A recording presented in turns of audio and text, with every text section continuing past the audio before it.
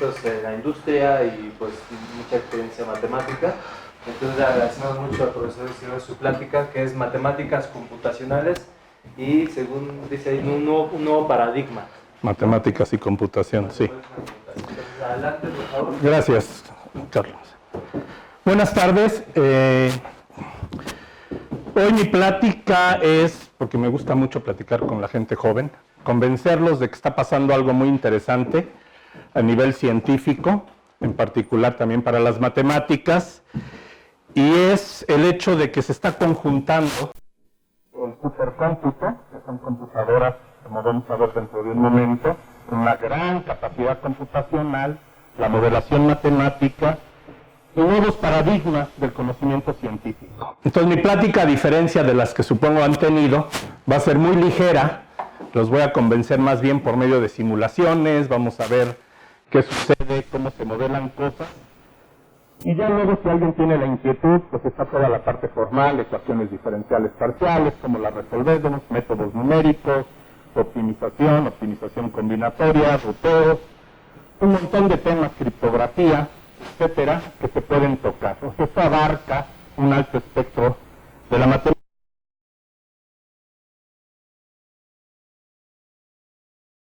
Sería un método, y los métodos se van quedando atrás. Entonces lo que yo quiero es hacerles un tour de fuerza para convencerlos de que entonces ustedes saben programar. Claro.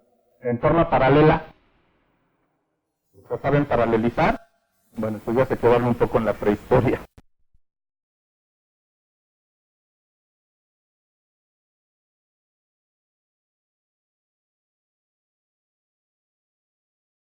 Actual, más o menos quieren.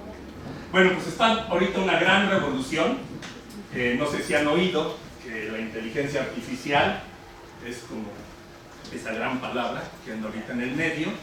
Y entonces, junto con ella está Deep Learning y otro tipo de cosas. De hecho, investigadores del departamento han publicado en las mejores revistas internacionales, precisamente utilizando la infraestructura que tenemos en Abacus, pero teoremas. O sea, también está invadiendo todos los terrenos de la matemática, tanto para verificar conjeturas, crear o dar nuevas conjeturas, descubrirlas y demás.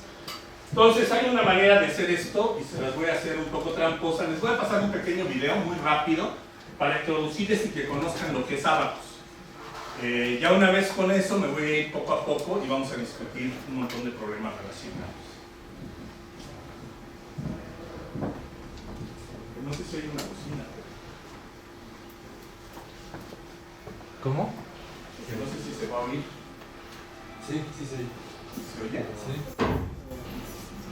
Abacus, el laboratorio de matemática aplicada y cómputo de alto rendimiento del CIMPESTAT, es la primera fase para la conformación de la nueva unidad del CIMPESTAT en el Estado de México, que junto a las 9 unidades del CIMPESTAT cuenta con más de 650 investigadores que producen aproximadamente 1.200 artículos al año. El CIMPESTAT cuenta con más de 2.650 estudiantes inscritos en sus 37 departamentos y 64 programas de posgrado. El CIMPESTAT ha aparecido recientemente en el lugar 109 del mundo y la primera de México entre las instituciones de mayor excelencia académica a nivel mundial. Estamos frente a un edificio escultórico y emblemático, diseñado a partir de la variación de una obra escultórica del artista plástico Sebastián, inspirada en un concepto matemático de conjunta esencia geométrica, superficies curvas, simetría y arte, donde se ha hecho realidad un proyecto que incluyó la instalación de la supercomputadora con mayor poder de cómputo en México y una de las mayores en Latinoamérica, denominada Abacus 1. Cuando adquirimos la supercomputadora Abacus 1 a principio del año 2015, después, en julio del mismo año, aparecimos en el lugar 255 de las supercomputadoras más importantes del mundo. La supercomputadora Abacus 1 está hecha exactamente con el mismo diseño y tecnología que la famosa supercomputadora Pleiades que se encuentra en la NASA. Su capacidad de cómputo es arriba de 430 teraflops, lo que es equivalente a tener 25,000 laptops trabajando conjunta y simultáneamente. La comunicación entre sus diferentes procesadores es a una velocidad tal que podemos transmitir 13 DVDs en un parpadeo. La capacidad de almacenamiento de la supercomputadora Abacus 1 es 6,000 veces todos los documentos que tenemos en la biblioteca José Vasconcelos. Otro punto que es importante resaltar cuando uno está diseñando un centro de supercómputo es el gasto energético. Y precisamente la supercomputadora Abacus 1 es una de las supercomputadoras más ecológicas que existen en el mundo. Obtuvimos esta magnífica herramienta para México por iniciativa del CIMPESTAD y con el apoyo del Consejo Nacional de Ciencia y Tecnología y el Consejo Mexiquense de Ciencia y Tecnología. Ahora Abacus se ha vinculado a la práctica, convirtiendo sus modelos y capacidades en soluciones concretas. Actualmente tenemos investigadores que estudian los procesos que rigen la estructura, evolución y formación de estrellas, agujeros negros y galaxias, malformaciones arteriovenosas en el cerebro, dispersión de ceniza volcánica en la atmósfera, huracanes, dispersión de contaminantes en suelo, agua y aire, y en particular para el problema del logaritmo discreto, para el cual investigadores del Departamento de Computación del CIMPESTAD rompieron un récord criptográfico a nivel mundial. Estas investigaciones están siendo realizadas por primera vez en México, abriendo nuevos campos de investigación. Como ejemplo de proyectos astrofísicos, tenemos el entender cómo a partir del medio interestelar son formadas las estrellas y los planetas, fenómenos de acreción a agujeros negros y el desarrollo de una base de datos con 70.000 modelos de atmósferas de estrellas masivas, constituyendo un avance científico y tecnológico a nivel mundial. Por más hermosa que sea, la Tierra no deja de ser un planeta violento. Los fenómenos naturales llegan a ser fatales, dependiendo de diferentes circunstancias.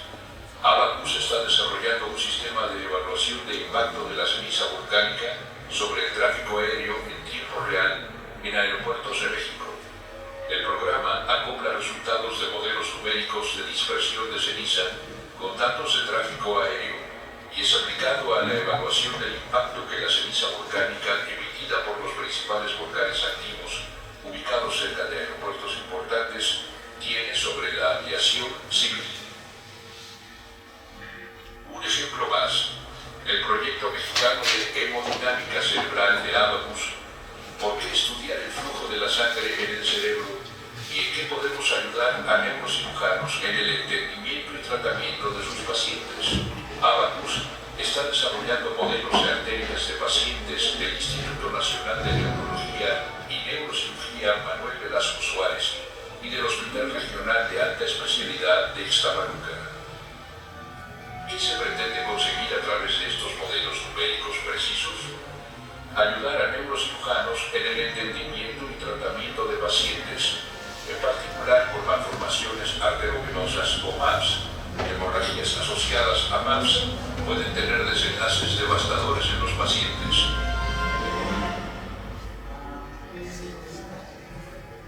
Alcanzamos un momento del futuro. Ahora hay que extenderlo y mejorarlo. La supercomputadora Abacus 1 acompañará seguramente muchos más momentos de avance de la ciencia en México que permitan mejorar la calidad de vida de los habitantes de este país. Ahí radica el verdadero valor de este laboratorio de ciencia aplicada para orgullo y beneficio de los mexicanos.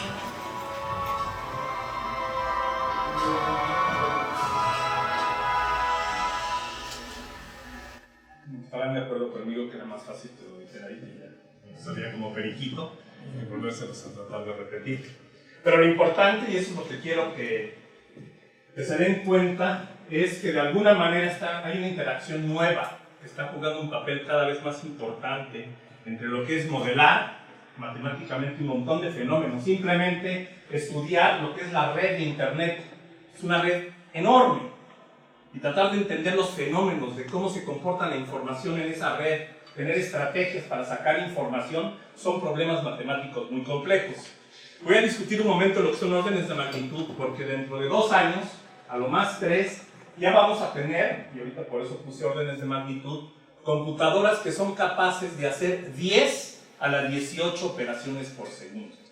Entonces, para entender qué es 10 a la 18, vamos a discutir un momentito, de una manera muy inocente, lo que son los órdenes de magnitud. Entonces, vamos a ver cómo se ve. Si empezamos con el más modesto de los prefijos, 1 mega, que se traduce como 1 millón, cuando ustedes les venden una conexión a internet de 20 megas por segundo, quiere decir que su proveedor les permitirá recibir un número de 20 millones de bits, 20 millones de ceros y unos por cada segundo. Quizás un ejemplo más claro sea decir que esto equivale a transmitir todo el texto de un volumen de una revista en 1/10 de segundo, o sea, parpadeando. El siguiente prefijo es giga, que equivale a 1000 millones. Por lo tanto, si la población global de todo el mundo equivale a 8.000 millones de personas, o sea, si contabilizamos a todas las personas que estamos sobre el planeta, somos 8.000 millones. Podríamos decir entonces que hay 8 gigas de personas. Si lo volvemos a contextualizar, es raro que cuando compramos un celular no nos sorprendamos de que nos dicen que puede almacenar 16 gigas. Si lo reflexionan un momento, eso significa que en su celular ustedes pueden almacenar el doble, ¿sí?, de toda la población del planeta. Nada más como para que se empiecen a entender qué estamos diciendo y por qué está cambiando tan rápidamente la ciencia. De hecho, ahora antes se hablaba de que todo era teoría y experimentación. Ahora el tercer pilar para el conocimiento nuevo es teoría, experimentación y cómputo de alto rendimiento o supercómputo. No hay manera, ¿sí?, de que ese pilar ya se pueda evitar en cualquier área de la ciencia, ciencias sociales, ciencias exactas, matemáticas, física, astrofísica y demás. ¿Qué es un tera? O sea, 1 billón, 10 a la 12. Esta cantidad es tan grande que decir que es astronómica es bastante preciso. De hecho, el número de estrellas que contiene la galaxia de Andrómeda justamente es 1 tera. Y se estima que es al menos 2,5 veces mayor que el número de estrellas de la Vía Láctea. Para darnos otra idea de lo que significa, si juntamos todos los billetes y todas las monedas que están circulando hoy día en el mundo, ¿sí?, tendríamos que eso equivale a unos 5 teras de dólares. Nada más como para darnos una idea de lo que es esta magnitud. Luego en la lista sigue peta, con 1000 billones, que es 10 a la 15. 1/10 de un peta es el número total de células en el cuerpo humano, de lo cual 10% de estas células son humanas y el 90% son de bacterias. Hay 1 peta de conexiones sinápticas en el cerebro humano. 1 peta de estrellas equivale a decir que tenemos tantas como 10.000 veces el total de estrellas de la Vía Láctea, y se estima que si contabilizamos todas las hormigas en la Tierra, es entre 1 y 10 petas. Por último, hablemos de un hexa, 10 a la 18. Esta cantidad, y eso es lo que quiero que reflexionen un momento, es tan grande que excede en más del doble el total de segundos que se estima tiene la edad del universo. ¿Sí? Ahora se los voy a poner de una manera más pragmática. Supongan que les doy una calculadora. Cada uno tiene una calculadora y hacen una operación por segundo. ¿Sí? Entonces, si ustedes quisieran hacer 10 a la 18 operaciones, ustedes van haciendo una por una, no les alcanzaría el tiempo que se tiene estimado de la existencia del universo. Necesitarían el doble del tiempo de lo que ha existido el universo para hacer esas operaciones. Y estas máquinas las hacen cada segundo. Eso nos va a permitir resolver problemas que no habíamos podido resolver, donde tenemos millones y millones y millones de variables, donde podemos resolver trillones y trillones de ecuaciones, donde podemos mandar en forma paralela, distribuida dentro de nuestro clúster, ¿sí?, a cada uno de esos procesadores una operación, y ellos lo van a estar haciendo, resolviendo, haciendo ese cálculo, ¿sí?, 10 a las 18 operaciones por segundo. Por primera vez vamos a poder tener un modelo real del cerebro humano, saber del clima. Ahora, si se fijan, cuando hablamos de clima, pues casi siempre falla. Cuando dice que va a llover, resulta que sudamos porque es un calor horrible, ¿no? Bueno, vamos a poder tener en tiempo real lo que significa predicción climática, etcétera, etcétera, etcétera. Regresando un poco, aunque creo que no hace falta, porque ya lo enfaticé, nada más para que veamos cómo va creciendo, pues 10 a la 0, pues demográficamente sería como la población de Monowi, ¿no? En matemáticas, pues sería, digamos, como pi, 10 a la 1 en fonología y 47 fonemas en inglés, 10 al cuadrado, pues tendríamos 128 caracteres en el código ASCII, 10 al cubo, en tipografía contamos con 2.000 a 3.000 caracteres en una página típica, en matemáticas, 2.520 es el mínimo común múltiplo de cada entero menor a 10, el ADN del virus más simple tiene 5.000 pares de bases, 10 a la 6, pues según el World Resource Institute existen aproximadamente 1.4 millones de especies registradas. En el web, al 18 de julio de 2016, había 5.197.000 artículos en inglés en Wikipedia. O sea, eso nada más es como para que vayan viendo cómo estas cantidades rápidamente crecen. Ya no voy a seguir porque ya les di ejemplos de cada una de las cosas, ¿no? Pero además, ¿cómo representan algo que Sí, es algo que usamos? podemos plasmar o darnos una idea. Ese es el problema, que cuando uno ve gigas, ve megas, ve teras, ve petas, nunca tiene una manera de aterrizarlo, ¿sí? Un referente en nuestra cabeza para darnos cuenta de lo que implica. Entonces ahora yo les digo, siéntense un momento y imaginen que tienen la capacidad de hacer 10 a la 18 operaciones por segundo. Supongo que hay un montón de cosas, conjeturas, teoremas, configuraciones geométricas, redes que quisieran analizar, y con esa capacidad de cómputo y en vista de que casi todos levantaron la mano, son capaces de programar, solo les falta un detallito. Que para que esto funcione tienen que dejar el paradigma serial y empezar a aprender cómputo en paralelo. Pero no es un paso muy diferente, sobre todo cuando tienen todavía una edad tan corta como para poder corregir el rumbo en sus profesiones. Les puedo decir algo, en este departamento la gente que ha conseguido los mejores trabajos fuera del ámbito estrictamente académico son aquellos que, aunque eran topólogos algebraicos, eran excelentes programadores y se los llevaron en IBM Watson Research Center, y hace eso apenas era uno de mis colegas en Abacus, un jovencillo como ustedes que terminó el doctorado, y lo contrataron con $10,000 al mes. Entonces, esta combinación de ser muy buenos en matemáticas y tener realmente una gran capacidad de utilizar el cómputo es muy importante para el mundo que se viene.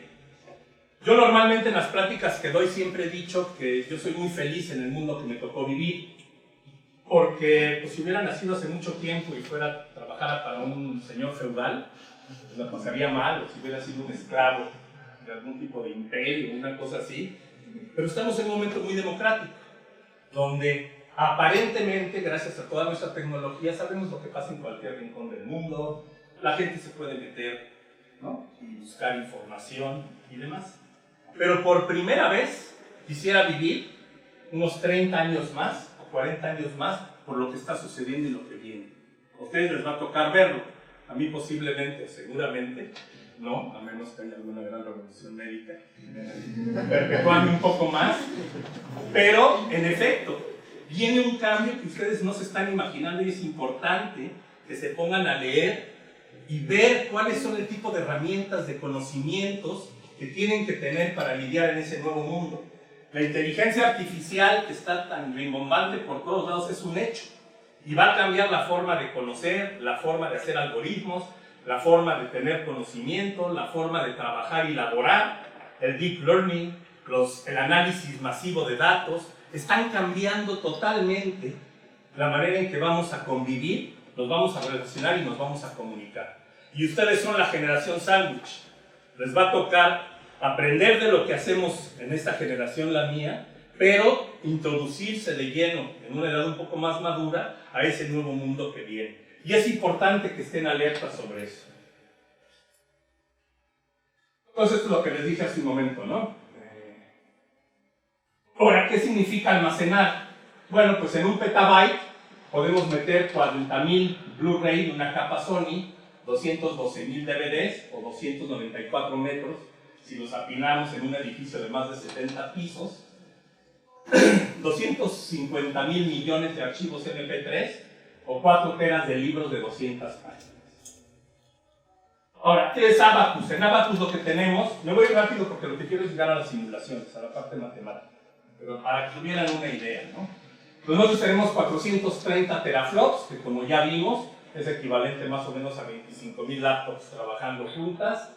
Tenemos mucha memoria RAM, tenemos 1 petabyte en disco duro y tenemos todo ese tipo de velocidad para transmitir la información entre nosotros. Eso es lo que significa que cualquiera de ustedes que estuviera interesado en abrir una cuenta en un momento determinado, ¿sí?, podría tener acceso a este tipo de recursos para empezar a aprender cómo se programa en paralelo y hacer experimentos matemáticos. Muchísimas conjeturas, ¿sí?, se descubren y se sacan gracias a que uno está corriendo y corriendo y corriendo en este tipo de recurso computacional. Bueno, tenemos una computadora que es muy grande, eso ya se los dije, eso ya no importa. Esa es la computadora, ese es el certificado y hay 2 convocatorias anuales para su uso interno y externo. Pero además cualquiera que esté en un proyecto interesante se acerca a nosotros y podemos ver cómo hacer para que sean partícipes del recurso. Ahora, con microscopios vemos lo más pequeño, lo que es chiquito. Con telescopios vemos las cosas que están muy lejanas, ¿sí?, muy distantes. Pero ¿cómo podemos simular una reacción química o la evolución del universo o del cerebro humano? Y es lo que les decía del tercer pilar. Gracias a esta computación de cómputo, que ahora nos hemos vuelto, ¿sí?, una civilización que entiende profundamente lo que es la modelación matemática, podemos realmente, usando esta gran capacidad de cómputo, simular reacciones químicas, simular el cerebro, y son seguras, no nos va a explotar. Ahí estará haciendo todo, ahorita van a ver muchas simulaciones, ¿sí? Por eso se ha vuelto tan importante. Hacer un experimento o perforar un yacimiento de petróleo te puede costar millones de dólares. Y si tú metes eso y resulta que le picaste mal, pues ya lo perdiste. Si tú simulas un yacimiento petrolero y ya vas a agarrar y vas a precisamente perforar con la seguridad de que ahí es donde está la parte gruesa del petróleo que quieres extraer, pues va a ser una gran diferencia. Lo mismo para los fármacos. Si se van a poner a experimentar las distintas combinaciones para hacer una medicina, pues podemos quedarnos 100 años tratando hasta que encontremos la combinación. Sin embargo, aquí hacemos millones y millones y millones de combinaciones por segundo, hasta que encontremos realmente lo que es efectivo para lo que estamos buscando. Bueno, esto ya no me voy a meter, esto es lo que les decía de 10 a la 18. Aplicaciones. Ahorita les voy a enseñar una de mis favoritas, y esta es favorita para mí por muchas razones. Cuando yo tenía su edad me fui a estudiar, y estaba yo en el Durante, y me fui porque yo tenía mucha inquietud con las ecuaciones diferenciales parciales y demás. Me fui con un señor que se llamaba Charles Peskin. Charles Peskin construyó el primer modelo que se puede meter artificial de corazón. El tipo tenía una carrera maravillosa desde mi punto de vista. Era médico de formación, tenía su maestría en física, su doctorado en matemáticas y su postdoctorado en cómputo. Y entonces con esa visión que tenía, hace sentido que el señor pudiera modelar pues el primer corazón artificial. Cuando yo recuerdo que llegué ahí y empezamos a estudiar, pues era una cosa que se veía horripilante. Además entendíamos eso como si fuera un objeto de plomería, ¿no? Y llegaban tubos y una bomba, ¿no?, que simplemente lo movía. La física estaba bien, las ecuaciones estaban correctas, el programa era bueno, pero era realmente burdo.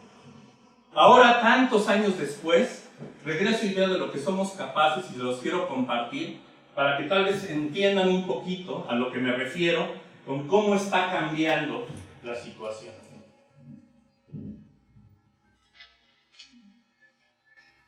At this level, the heartbeat is driven by an electrical impulse. It causes the muscular contraction, which in turn is responsible for the pumping action. For this reason, we say that the heart is a coupled, invisible system. In our simulator, we can apply electric impulses directly to any zones of the heart, just like a pacemaker. These initial impulses unleash a generalized propagation of electricity through the whole cardiac structure in a coordinated manner. Thanks to the optimized organization. Vean que aquí está fibra por fibra del corazón. cada fibra del músculo. To create the best possible cardiac simulator, in terms of realism and detail, we rely on tools and data that have not been available until recently. The geometry and shape of the heart are measured using magnetic resonance imaging with a resolution of up to 36 micrometers, which allows us to construct a mesh with hundreds of thousands of computational elements. Electricity travels much faster along cardiac muscle fibers than across them, so a correct anatomical description of the arrangement is probably the most important element in obtaining a realistic electromechanical model of the heart. Cardiac fibers are specially organized to allow the contraction of the heart cavities in a coordinated, stable and efficient way. Until very recently, the only way to describe cardiac fiber arrangements was with simplified models based on histological sections of animal hearts. Today we can achieve a much better description of the fibers using a technique called diffusion tensor imaging, using magnetic resonance to map the diffusion of water molecules along biological tissues.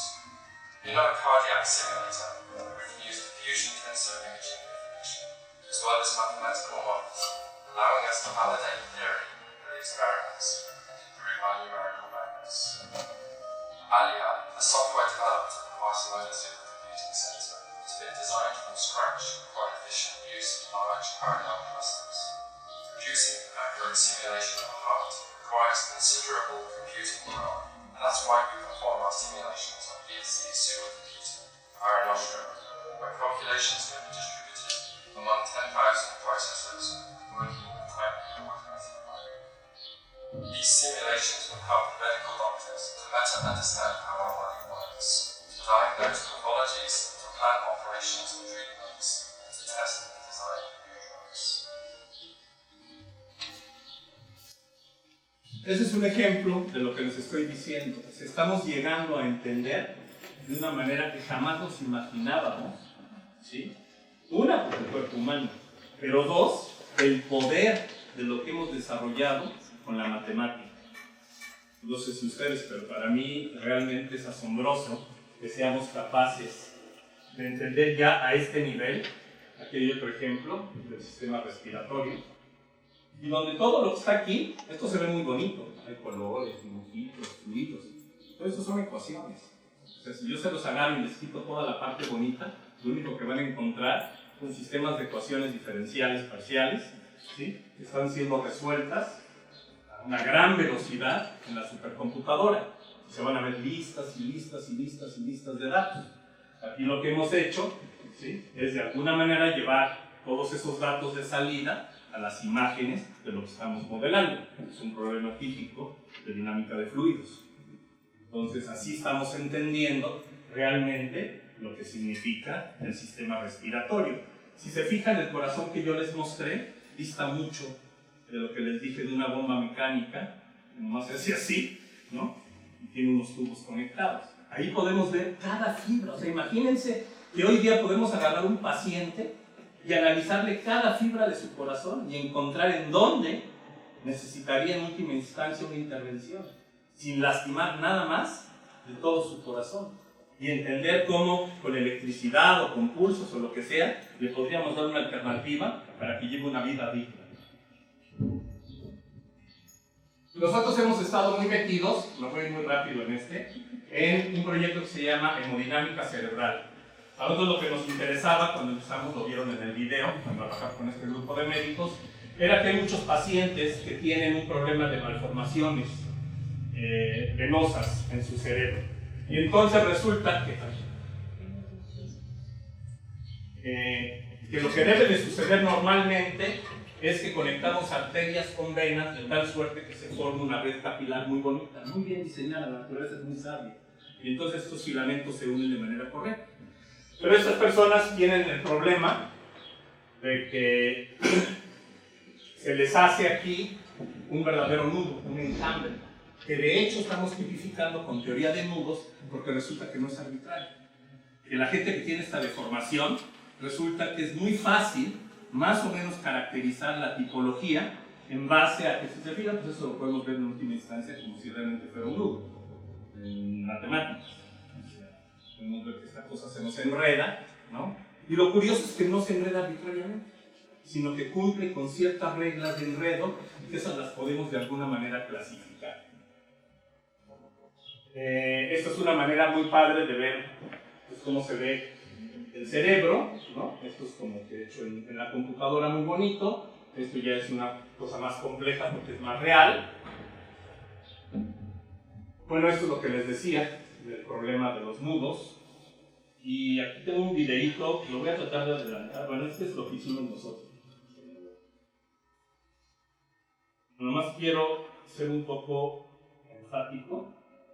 Bueno, esta es la revelación que hicimos. O sea, aquí estamos agarrando pacientes realmente del Instituto Nacional de Neurología que tienen ya problemas de estas malformaciones. Y entonces lo que hemos hecho es digitalizar a partir de todo lo que ellos tienen. Tenemos un sistema de ecuaciones en el que entendemos perfectamente cuál es la presión y el flujo de todo el sistema arteriovenoso del cerebro. Entonces se puede aplicar a un paciente y los cirujanos pueden planear las operaciones. Resulta que antes de que pudiéramos hacer esto, el éxito de una operación, cuando te metes al cerebro de esta manera, es muy pequeño.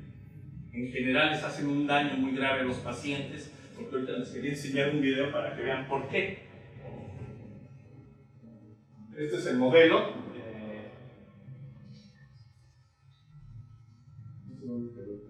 Entonces aquí pues lo primero que hace uno es ver cómo se comporta en una vena, en una arteria. Tenemos al final de la plática, si hubiera tiempo les puedo enseñar, son como 5 o 6 páginas de ecuaciones simplemente para llegar a este tipo de modelos.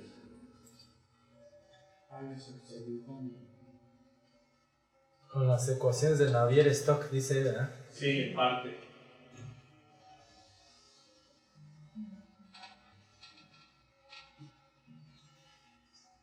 Eso es lo que les decía. No voy a tratar de adelantarlo, pero así se ve, creo que no está muy bien el video, el enjambre que les digo. En lugar de que se vea tan bonito, la red esta capilar, se hace un nudo así tremendo. Pues resulta que lo que no debe de haber nunca es este tipo de cosas que conecten una vena con una arteria. Porque esto precisamente lo que hace es cambiar toda la presión del cerebro y por eso la gente puede sufrir derrames cerebrales, cosas de ese estilo. Bueno, estas son explicaciones de cómo se forma, cómo cambia la presión. Vamos a llegar a un puntito. Eso es lo que no funciona. Esto ya es más real, es dentro de cómo se ve un paciente. Son los métodos que utilizan para más o menos detectarlos, tratar de saber qué hacer. Solo necesito un pedacito para convencerlos de lo que de mi argumento.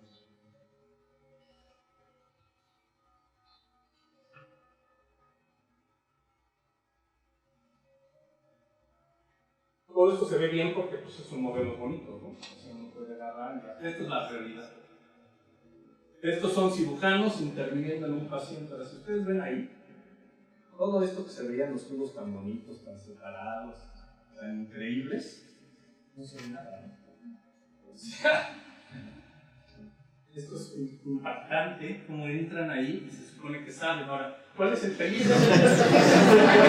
Ellos ponen una pincita, porque ¿qué tienen que hacer? Sacar esa cosa horrible, ¿no? Pues lo que hacen es poner pincitas alrededor de ese nido, de ese nudo, y lo tratan de sacar. Pero ¿cuál es el problema? Que si uno no tiene el modelo que les enseñé, tú pones una pincita en cualquiera de estas y puedes causar un problema en otra parte del cerebro, porque cambia la presión. Y entonces ahora se va a reventar otra parte de tu cerebro, cuando realmente lo que iban a hacer es ayudarte con esto. Ahora, es maravilloso lo que hacen los cirujanos. Sin embargo, van a ciegas, o sea, van con intuición, más o menos tienen cortes, ¿no? Entonces, ¿por qué ha sido tan importante este trabajo? Porque ahora pueden ellos ver en el paciente realmente hacer un análisis, planear por dónde entrar, cuáles van a ser, porque ellos están viendo los cambios en la presión en el modelo, los lugares que deben de poner las pincitas para aumentar la probabilidad de éxito de esta intervención. Bueno, y eso ya es lo que les enseñaba, cómo hicimos todo. Ahora, otra cosa muy bonita que hicimos y estamos trabajando es, no sé si saben lo que es un stent, tal vez están muy jóvenes para saber lo que es un infarto. Pero normalmente, cuando va uno avanzando en la edad, resulta que se nos colapsan por culpa del colesterol alguna vena o alguna arteria en el cuerpo. Y entonces lo que tienen que hacer es nos meten una red como esta, ¿sí? Para apoyar el tubito y que entonces pueda volver a fluir la sangre correctamente. Pero entonces a un grupo de médicos lo que se les ocurrió es, en un aneurisma, que es un globito que se nos forma en la cabeza, ¿sí? Desviar la sangre usando el stent que se usa normalmente de otra manera. Pero ahora, esto es una barbaridad si uno no tiene un análisis previo, una simulación correcta y demás. Uno no puede llegar a un paciente y decirle, ¿sabes qué? Te voy a meter un stent en la cabeza y espero que funcione. Entonces hay que justificarlo con muchos años de trabajo, una buena modelación y mostrar que realmente es. Bueno, pues les puedo decir que ahora se empieza a hacer seguidamente. Aquí nosotros hicimos, todas estas son simulaciones, que no quiero poner todas, donde estudiamos precisamente en un aneurisma cómo se comporta la presión y vemos los vectores cómo empujan en el aneurisma y luego lo que hacemos es, se mete un stent y se trata de ver cómo varía, ¿no? Entonces aquí es con stent y sin stent, cada uno de estos los podría correr, pero no quiero gastar más tiempo. Entonces queremos entender el mecanismo que permita, ¿sí?, trabajar en el flujo sanguíneo. Pero ahora vámonos a otras cosas. ¿Cuál es el riesgo de inundación por falla en una presa? ¿Sí? Entonces lo que queremos saber, y lo hemos modelado, es qué pasa si estamos en una presa y se empieza a inundar. ¿Cuál va a ser el riesgo en toda la zona aledaña, ¿sí?, de que esta presa empiece a subir el agua y se desparrame todo alrededor, ¿sí?, de la población? Por estas cosas, pues hay que juntar los datos, hay que volver a poner los sistemas de ecuaciones y entender qué es lo que está pasando.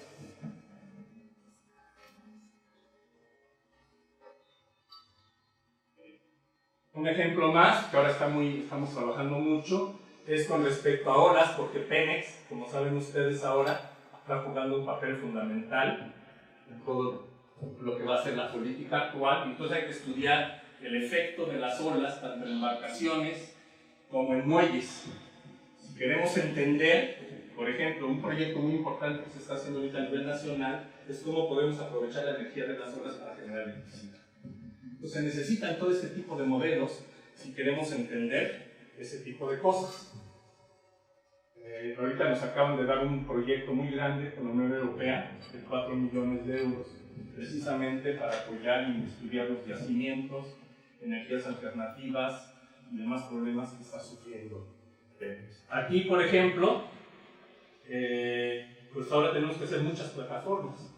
Y la pregunta es cómo se comportan esas estructuras que estamos metiendo en mar profundo. La resistencia, ahora nosotros con los modelos te podemos decir exactamente la resistencia de cada pedacito y cada tornillo de esa plataforma. Esa es la importancia, ¿sí?, de este tipo de capacidad de cómputo, que podemos realmente, ¿sí?, verificar cada pedacito en términos de cuánto aguanta, su resistencia, su corrosión, etc. Los estudios de automóviles actuales, para ver si son seguros, ya no se hacen poniendo un fulanito ahí rodeado de cojines y vamos a darle toques. Las simulaciones se hacen realmente en la computadora y en situaciones que ni siquiera podríamos simular en la realidad. Ahora, lo que estoy insistiendo es, esto se ve muy bonito, pero lo que les estoy ocultando, porque no es en una hora donde se debe hacer eso, es toda la matemática que está detrás de esto. Y ya no es un solo tipo de matemática, ya son muchos tipos de matemática. Casi cualquier área, los que quieran hacer álgebra aquí, pues los puedo llevar a cosas de criptografía. Los que están metidos en análisis los podemos llevar a ecuaciones diferenciales. Los topólogos y geómetras los podemos meter, como les dije, a problemas de robótica y medicina. O sea, todo está encontrando de alguna manera. Lo más probable es que el lugar de trabajo que ustedes consigan, ¿sí?, va a depender más de sus habilidades, de cómo utilizar y modificar el medio con el conocimiento matemático que tienen, a simplemente seguir desarrollando teoría en abstracto, que es súper válido. O sea, yo soy el primero que dice que no hay aplicación de la matemática si no somos primero excelentes en matemática básica. Es un prerequisito fundamental ser un super topólogo, un super algebrista, un super geómetra, etc., un super analista, probabilistas, etc. O sea, si no, no sirve de nada. Es esta cosa de las sinergias que se están formando, de los problemas que estamos viendo que ocurren constantemente, los problemas de tráfico, de redes, como les dije. Dispersión de contaminantes, por ejemplo, entender, ahorita es un problema muy fuerte, entender los modelos de cómo se dispersa un contaminante en el medio. Cada uno de estos problemas, ¿sí?, nos lleva a un grupo de personas que tienen que trabajar juntas, pero además, detrás de esto no sería posible si no tuviéramos la supercomputadora. Estas simulaciones tienen una demanda de capacidad computacional inmensa. Y es lo que les digo, ustedes tienen que de alguna manera acercarse y saber. Si no son expertos no importa, pero se van a tener que comunicar con alguien que sí lo sea. Oye, mira, tengo este algoritmo maravilloso para resolver tal tipo de... ¿Cómo puedo correrlo, probarlo? Por ejemplo, aquí tengo la maravilla de que me acompaña el doctor Reyes, en el que hemos hecho muchos algoritmos. Nunca nos vamos a sentar nosotros a hacer ese programa. Pero al lado tenemos algunos de los estudiantes que nos han ayudado a programar. O sea, lo que voy es, no se puede subsistir hoy, ¿sí? Si ustedes no tienen un acercamiento y entienden de qué se trata, ha cambiado radicalmente la forma de adquirir conocimiento y generar conocimiento. Ceniza volcánica, por ejemplo, aquí, y cada una de estas cosas tiene un impacto tremendo. Esto fue, sí, a la mitad, cerca de esto es Europa. Y esto es una isla donde hubo una explosión. La ceniza se dispersó, ¿sí?, para cubrir esta parte de Europa, pero no sabían a detalle qué, porque nunca se les había ocurrido. Entonces, cuando vieron que explotó, decidieron cerrar todos los aeropuertos de Europa. Porque pues era como que no sabemos bien, no tenemos un modelo que nos diga quién sí se va a afectar y quién no se va a afectar. Pues lo más fácil, cierren todos. Ustedes saben el costo que significa dejar cerrado todos los aeropuertos de Europa, continental y demás, por básicamente un día, por no tener un modelo de la dispersión de ceniza. Estos son problemas importantísimos. Lo mismo pasa ahora con la arena del Sahara. ¿Sí? Que ahorita tenemos un problema en México, precisamente porque está cruzando el océano y nos está afectando. Bueno, ese ya se los había enseñado. Esto es una cosa que estamos haciendo, muy interesante, que es la dispersión de ceniza del volcán en Colima y del volcán Popocatépetl. Los dos están muy cerca de aeropuertos y la idea es poder generar un programa que en tiempo real les diga a los aviones cuáles deben de subir, cuáles deben de ir a los aeropuertos aledaños, etc. Tenemos mucha información sobre estas partes y este es el software que se está desarrollando para que en tiempo real ellos puedan tomar decisiones. Simulación numérica e hidrodinámica del enfriamiento y turbulencia en un núcleo de reactor nuclear. En México solo tenemos uno, es el de Laguna Verde, y nunca hemos querido meternos en la cuestión nuclear. Bueno, pero si nosotros queremos tanto tener una postura o no con respecto a la energía nuclear, tenemos que entenderla por lo menos y saber cuáles serían los peligros.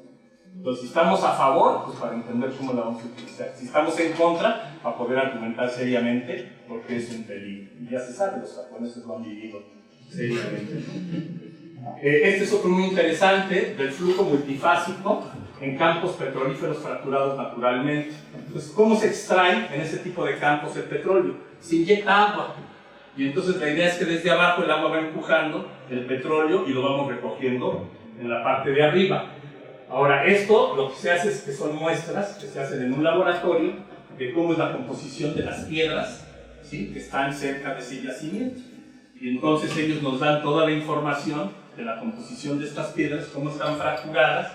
Nosotros hacemos la simulación y vemos cuál es el comportamiento de inyectar el agua para poder sacar el petróleo de ese posible yacimiento.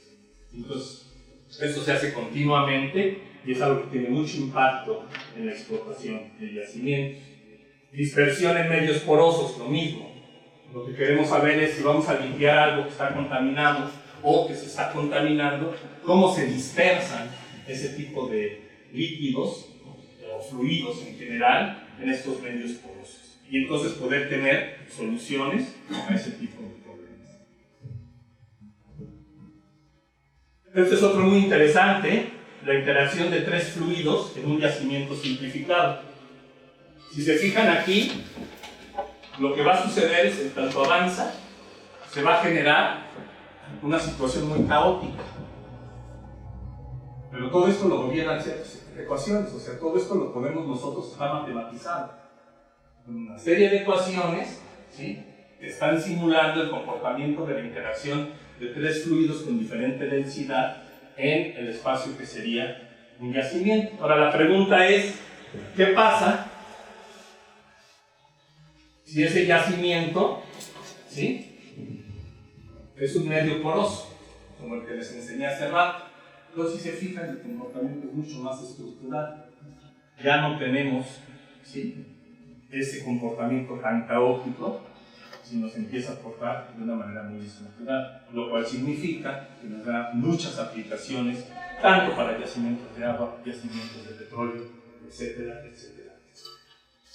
Y para terminar, los dejo con una belleza.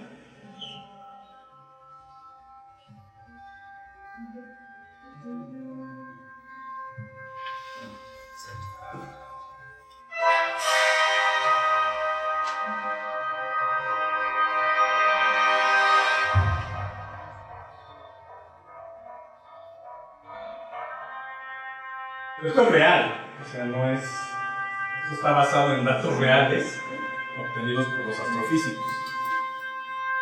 La música claramente no está. Es para darles un poco de emoción a ustedes.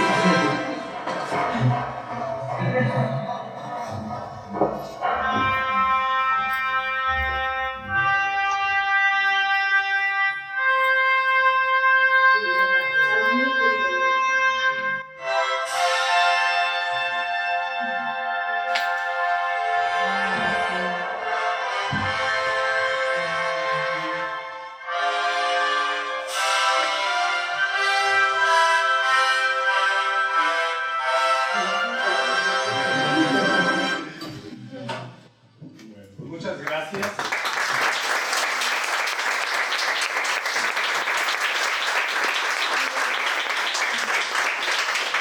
Solo espero haberlos convencido de que hay un punto a considerar y espero que ahora que vayan a comer, por lo menos les haya inquietado lo suficiente para que se den cuenta de que sí es muy importante que tengan este tipo de información y conocimiento, y estamos abiertos a cualquiera de ustedes, como futuros estudiantes, usuarios y demás de este tipo de infraestructura. No sé si tienen preguntas. Preguntas para el doctor Isidro de la Abacus. Bueno, creo que me voy a extender un poquito mi pregunta, espero no esté tan mal, pero hasta donde sé creo que se están haciendo investigaciones de computadoras cuánticas. Esta supercomputadora es Abacus, creo. ¿Tiene alguna relación con alguna computadora cuántica? En caso de que no, bueno, se puede quedar, esa supercomputadora puede quedar hasta cierto punto obsoleta, porque, bueno, hasta donde están las investigaciones, de igual manera van a hacer operaciones a una velocidad extraordinaria. Y bueno, en caso de que sí haya, en caso de que no haya una relación, ¿puede esta supercomputadora transformarse hasta cierto punto a esa computadora cuántica para que no quede obsoleta o que no se desperdicie de cierta parte?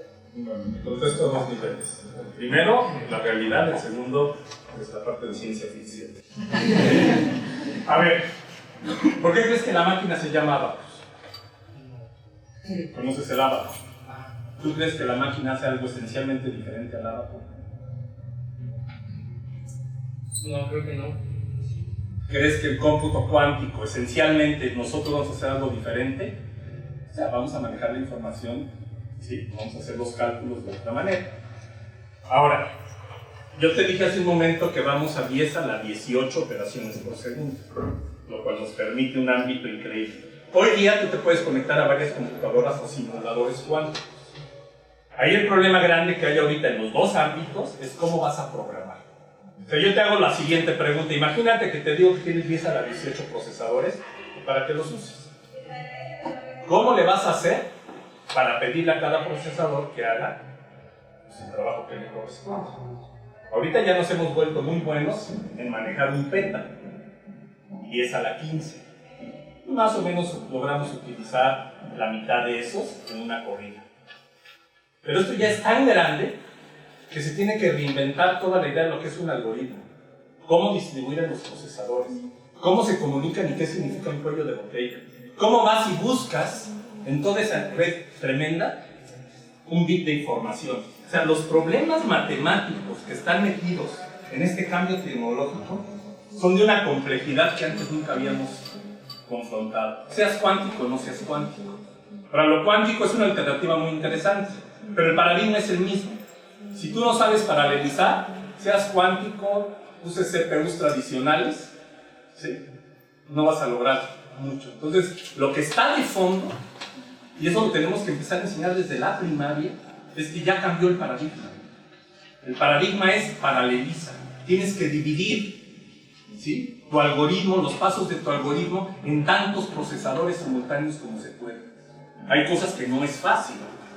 Tienes que o repensar y rediseñar tu algoritmo, o definitivamente el problema que estás atacando no tiene las características para ser paralelizable y por lo tanto va a estar acotado computacionalmente para los efectos que quieres.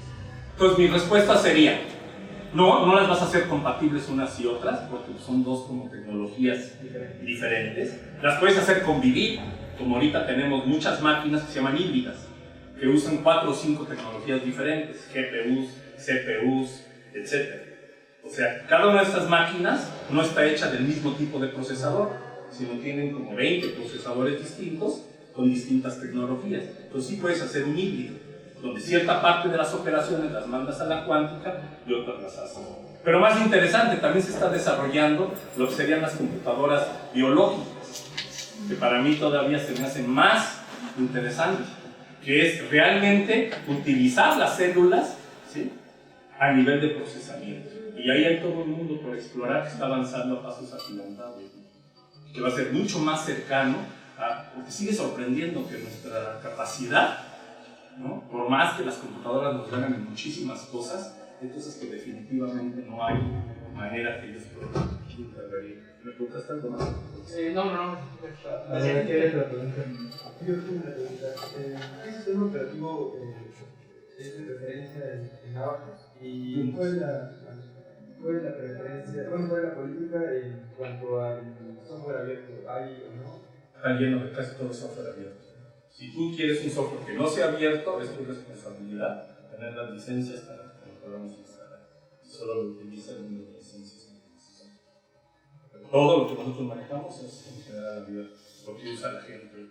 Ya si es un problema, es que, por ejemplo, CFE, la Comisión Federal de Electricidad, corre cosas con nosotros, que tienen que ver con campos eólicos y demás. Pero hay un software que pagan una licencia, tenerla por ella y pues ellos usan. ¿Aún con la ley de seguridad? No, con la ley de seguridad. No, con la ley de seguridad lo más seguro es que ya no exista. Allá tal vez. Bueno, en el caso de la biología sintética, tengo entendido que, bueno, esta se usa para, digamos, modificar genéticamente una bacteria para que produzca algo que yo necesito. Entonces, si yo realizo simulaciones o, bueno, de un metabolito de interés, no sé, por ejemplo, que no produzca esa bacteria, pero que quiero que produzca, si yo realizo estas simulaciones, ¿qué me asegura que con esta tecnología, bueno, de la computadora, sea parecido a lo que es la realidad? Es la realidad, ajá. Es que hace poco fui a una conferencia de esto, de biología sintética, y entonces la persona que estaba exponiendo nos dijo que pues él quería producir con E. coli no me acuerdo qué era un aminoácido, pero que normalmente, bueno, no produce. Entonces, él hizo las simulaciones y las comparó con datos de una doctora que había hecho, y eran más o menos parecidos, pero lo que él terminó produciendo fue otra cosa totalmente diferente a lo que es realmente. Entonces, yo quisiera saber qué me asegura que con esta tecnología sea en la realidad, pues, no sé si me... ¿Tú sabes cuál es el segundo libro más leído y reproducido en la historia de la humanidad moderna? El Frankenstein de Shelley. ¿Más realismo? No, es el moderno. ¿Sí? ¿Y sabes por qué? Porque esta idea de que el hombre es capaz de generar algo. Pero tú ahorita te estás contestando. A ver, tú haces ese modelo matemático. Resulta que quieres conseguir tal fenómeno. Te das cuenta que más o menos cumple con partes de lo que estás estudiando. ¿Qué es lo que está mal? ¿Que la computadora haga simulaciones o que lo que necesitas es mejorar el modelo? Esto es lo que hemos hecho en toda la historia de la humanidad. O sea, todos los modelos que estudiamos desde que empezaron antes de los griegos y demás pues se han ido modificando con el tiempo.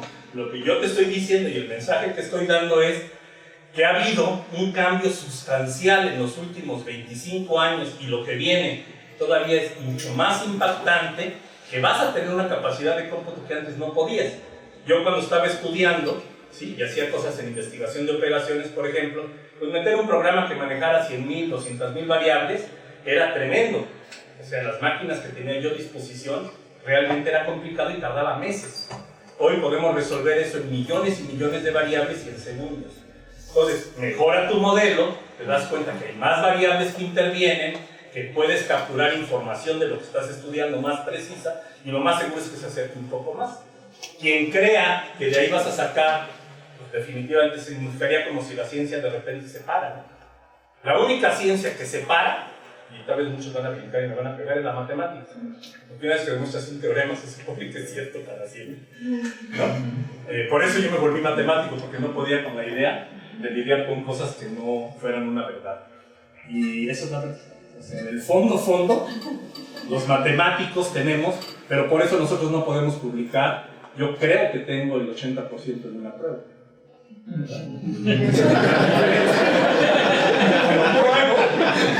¿Sí? Y es una contribución, ¿sí?, al conocimiento universal matemático, y es una verdad que va a perdurar al margen de si la especie humana existe o no, ¿sí?, a la física que cambia cada rato el paradigma, la biología, la química, las ingenierías. Entonces, la respuesta a lo que tú dices, claro que vale la pena, y mucho, y te va a dar mucho conocimiento de lo que quieres estudiar, pero lo único que me estás diciendo es que el modelo necesita avanzar más para tener más datos, más finos y más capacidad de cómputo, y tal vez ecuaciones que no tienes. Nosotros cuando empezamos con los modelos que les enseñé, no considerábamos, por ejemplo, la elasticidad de una vena. Para nosotros eran como popotes, tubos, y ahí van. Luego dijimos, ya le entendimos bien, ahora vamos a meter el factor elasticidad, porque realmente todas las venas, ¿sí?, son elásticas. Y ese es un factor primordial, pero meter esa complejidad, la elasticidad en ese modelo, no se imaginan lo que nos tomó. Son meses y meses de juntar datos, de hacer el modelo, de verificar las constantes, etc. Lo mismo debe estar sucediendo en ese caso. Entonces, para mí la lección más bien es pues, que sigan estudiando y van a llegar a un modelo mucho más cercano a lo que están buscando. Hay un punto en el que ya estás satisfecho, porque te está dando los resultados que tú quieres. Si yo les doy a estos señores, ¿sí?, la manera de poder hacer una intervención quirúrgica a distancia, que es lo que se está haciendo ahora, la tendencia, ¿no? ¿Qué más quieres? Si son exitosos haciendo esa cirugía, utilizando estos maravillosos robots actualmente, que son otra vez desarrollos matemáticos y ingenierías increíbles, ya cumplió, ¿no? ¿Puedo mejorarlo? Pues sí, pues tal vez llega un punto donde dices, ya con lo que sé de mi modelo es suficiente para el objetivo que yo me había planteado. A ver, otra pregunta. Natalia. Si yo quiero entrar a estudiar la maestría acá, ya sé que voy a tener una muy buena formación en matemáticas, ¿no? Pero en la actualidad, digamos, la academia y las empresas quieren matemáticos que sean muy buenos programadores, en particular quieren que sepan Machine Learning, Deep Learning. Si yo entro a estudiar la maestría acá, ¿voy a tener la oportunidad de aprender ese tipo de cosas? Sí, pero actualmente no de una manera realmente formal. O sea, yo he insistido mucho, es una de las cosas. Nosotros hemos dado muchísimos cursos en Abacus. Talleres, llevamos más de 40 talleres para que la gente aprenda Deep Learning, inteligencia artificial, análisis de datos masivos, etc. Entonces, sí lo puedes hacer, pero digamos que no es parte de tu formación, así como está ahorita estructurado el programa. Por eso estoy dando esta plática, porque creo que es muy importante ser muy honestos con ustedes de que hay que cambiar el paradigma de conocimiento que se está adquiriendo. Sí, se tiene que ser un excelente matemático a lo más profundo, pero también, si uno quiere entrar en este nuevo mundo, tiene que tener este tipo de herramientas que lo complementen. Entonces, la respuesta desde mi punto de vista es, sí podrías, pero vas a tener que hacer un poquito de esfuerzo inscribirte en uno de esos talleres, pasar a cómputo, tomar un curso que te pueden revalidar. O sea, hay manera. De hecho, el programa nuestro tiene una gran virtud, que 8 de los cursos al menos de tu programa los puedes tomar en cualquier lugar de México, siempre y cuando tenga el mismo nivel que el departamento. O sea que si ellos cumplen con estar en el mismo nivel del PNPC que nosotros, ¿sí? O el colegio de profesores decide que el nivel de ese programa que te quieres meter, el curso que vas a tomar, tiene el nivel, lo puedes tomar y se te acredita como parte de tus estudios. Entonces es una ventaja porque te permite realmente decir, pues 8 cursos los quiero tomar en ese tipo de disciplinas en el mejor lugar de México. Y va a ser válido.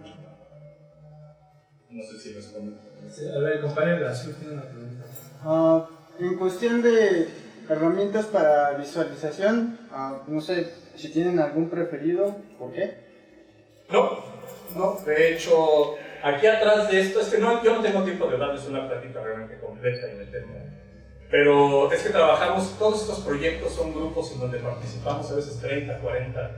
O sea, en todos estamos metidos con la UNAM, con el IMP, con hospitales, con otros departamentos, con el CIMAT. O sea, el espectro de personas que están involucradas en todo este tipo de proyectos es muy amplio. Entonces la visualización depende mucho. Por ejemplo, si vamos y trabajamos con el CICES, pues ellos tienen un software muy fuerte de visualización. Si estamos con los médicos, pues ellos tienen, ¿sí?, formas de visualizar muy ad hoc a lo que ellos están haciendo. Entonces no hay en particular ninguno que sea de nuestra preferencia. Más bien los problemas determinan tanto el software como los modelos matemáticos y lo que hacemos. Dos últimas preguntas. A ver, el mío nada más es un comentario como alumno de aquí, un poco relacionado con lo que dijo Natalia. Aquí se abre un curso de programación avanzada y es muy bueno desde mi punto de vista. Yo lo cursé, al menos tomamos 3 tipos de lenguajes, se aprendió R, se aprendió Python y se aprendió C. Además quería converger justo a programar en paralelo, cosa que ya no logramos llegar. Sin embargo, se abarcó muy bien estos 3 lenguajes. ¿Tú con quién lo tomaste? Con Felipe. También estudiante de doctorado. A ver, una última pregunta. ¿Dónde fue creado el hardware de la computadora? ¿Y qué es lo que hay que hacer para que haya innovación de hardware en México? Qué buena pregunta. Hay 2 cosas que qué bueno que me provocaste con esa pregunta. Esta es Grinda, es de Silicon Graphics, es una compañía tipo el BMW en las computadoras. Entonces nosotros escogimos algo que fuera tecnológicamente muy avanzado y muy preciso. Hay muchas, competencia hay por todo el mundo, con los chinos, los japoneses, todo. Entonces en ese momento fue lo mejor que podíamos obtener. Ahora, como se quiere llegar a las máquinas hexaflop, hay un cambio y un estudio muy profundo de arquitecturas de máquinas. Y precisamente con la gente que trabajamos nosotros muy cercana, que es el Barcelona Supercomputing Center, ellos están metidos en proyectos europeos de más o menos 1.000 millones de euros para generar en Europa una máquina que compita con la China, con la gringa y demás. Muchos de los egresados de ahí están aquí también en el Poli, en el SIC. Hay varias personas que son egresados del doctor Mateo Valero, que han dirigido el SIC en los últimos años. Y uno de los proyectos que se ha iniciado en los últimos par de años es cómo generamos y participamos en esta nueva arquitectura de máquinas. Entonces, varios de las componentes de esta nueva tecnología van a estar diseñados en México. Ya hay antecedentes, el Simestab es famoso, tiene unos chips que se llamaban Azteca 1 y Azteca 2, que si tú abrías cualquier impresora HP de hace unos años, eran los chips que estaban dentro de esas impresoras. O sea, no es como que nosotros, es imposible, ¿no? Ahora, ahí hay fenómenos geopolíticos, ¿no? Tú lo puedes diseñar y todo, pero ahora todo se fabrica en ciertos lugares del mundo. Ahorita con este cambio tecnológico tal vez seamos capaces de producir cierto tipo de chips en México. Ahora la competencia ya no es los chips genéricos. Por ejemplo, no lo quiero decir como presunción, pero hay un chip que lleva mi nombre, que se hicimos cuando estaba yo en Alemania para calcular cierto tipo de ecuación en particular. Entonces lo que está ahorita de moda es diseñar chips que hagan precisamente, lleves al hardware algún tipo de ecuación o cálculo repetitivo, cierto tipo de inversión de matrices, cierto tipo de ecuación, etc. Ahí es donde está realmente todo el desarrollo. Y los chips genéricos pues son como caballitos de batalla que van a hacer muchas operaciones así descaballadamente, ¿no? Entonces sí se puede. Tenemos a la gente preparada, la tecnología nos permitiría, porque se están estudiando muchas maneras distintas de generar estos nuevos chips. No va a ser a competir con los grandes productores. O sea, China ahorita está abocado a sacar su propio chip, ¿no? Por eso las supercomputadoras chinas llegaron al primer lugar mundial en tecnología totalmente china, ¿no? Pero claro, es una economía muy distinta a la que tenemos nosotros. Pero sí creo que somos capaces de participar de una manera muy activa en ese tipo de desarrollos. Como te ha dado, ahorita ya hay en estos proyectos una vertiente mexicana. En el software igual. Ahorita está tan fuerte el cambio de paradigma por llegar a ese tipo de capacidad de cómputo que toda la gente que sabía hacer software antes no siente esa manera de pensar. Estos problemas de embotellamiento moderno, de trabajar con tantos millones de procesadores simultáneamente, no sirven en los sistemas que se tenían. Entonces, México podrían crear ustedes desde compañías, ¿sí?, especializadas en cierto tipo de software, aprovechando las tecnologías que vienen, nichos de oportunidad. En la misma academia, como Sindestat, como universidad, como lo que sea, podemos generar ese tipo de grupos, porque ahorita, pues realmente lo que se necesita, que es lo que sí tiene México mucho, es gente inteligente y capaz. Y eso sí nos sobra. Entonces, ahorita hay un gran nicho de oportunidad, especialmente para todos ustedes que están empezando. Por eso me interesaba hablar con ustedes, porque realmente están cambiando las cosas y es importante que se informen, que tengan la inquietud, que lean, que averigüen, porque cuando salgan ustedes de su maestría, de su doctorado, ya van a enfrentar una situación bastante diferente. Perfecto, pues le agradecemos al doctor.